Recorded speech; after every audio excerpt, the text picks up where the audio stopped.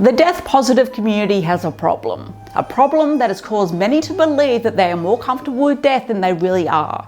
A problem that some don't want to talk about and that many have no idea about. Intellectualization, the defense mechanism of smart people, sometimes too smart for their own good. Confused? No problem, we're going to explain. Before we begin, we post death and dying related videos every Friday, so if that sounds like your kind of thing, consider subscribing to the channel. Now let's talk intellectualization and death positivity. Before we get into the death acceptance, death positivity, whatever you want to call it part of it, let's just take a look at the psychology behind it. Intellectualization is a psychological defense mechanism in which people reason about a problem to avoid uncomfortable or distressing emotions. It was originally defined in regards of trauma. For example, someone who has experienced a sexual assault will be in a therapist's office and be asked what happened, and they will explain the event very matter-of-factly with no emotion. Which is great if you're giving a statement to the police, but not for processing your trauma. So the therapist will then have to go back in and redirect the discussion back to feelings. Another example is someone whose partner has just died and they put all their effort into planning the funeral, finding the best therapist for their kids, visiting the accountant, the lawyer, and anyone else they can think of in order to avoid actually feeling the grief. Intellectualization is also common in researchers that are doing long-term research on difficult social topics, emergency service workers, doctors, those with autism, and those that have been in therapy too long and are now too self-aware. Is it a problem? Yes and no. We all need to use psychological defense mechanisms at some point for big and small reasons because you can't run on emotion all the time, and some emotional situations, particularly those that are emergencies, require level-headed thinking. Which is fine, it's a great thing that our brain can do, and in the short term it's very helpful. But when it's used frequently and starts to become a habit, it becomes a hindrance and simply a way to avoid emotion. Too much self-examination and overanalyzing may also prevent people from living in the moment, forging connections, and finding fulfillment. Too much rationalization can make people become irritated when others respond with emotion.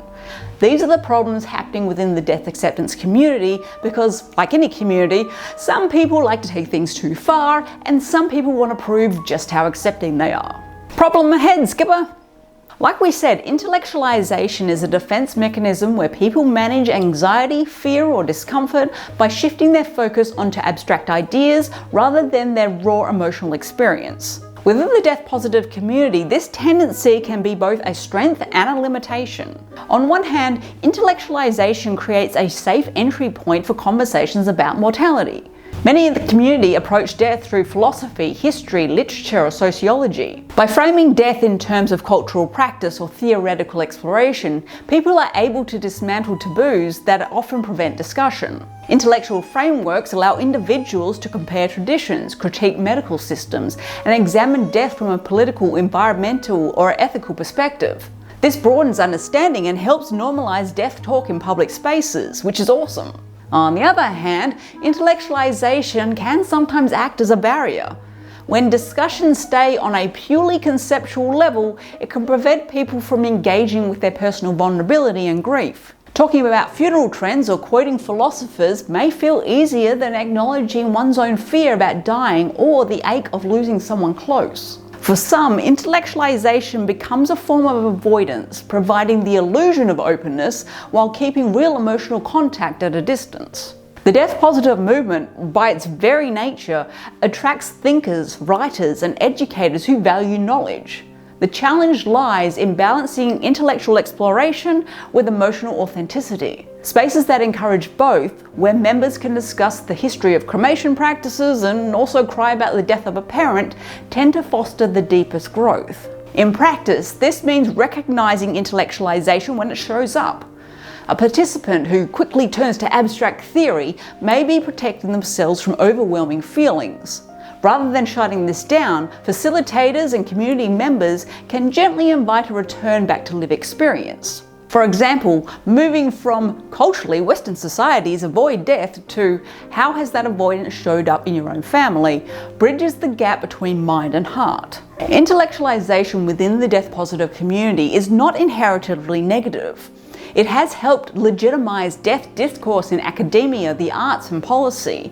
Yet, if left unexamined, it risks reproducing the very avoidance that the movement seeks to dismantle. The key is integration, using intellectual tools to enrich understanding while also making space for the messy, tender, and deeply human reality of death. How do I know I'm doing it? This would be the problem, because many people don't know they're doing it unless a therapist points it out to them. Instead, they think they have reached some kind of new level of enlightenment and see it as a great thing. And like we said, it can be helpful, but not all the time, and not when it becomes a habit.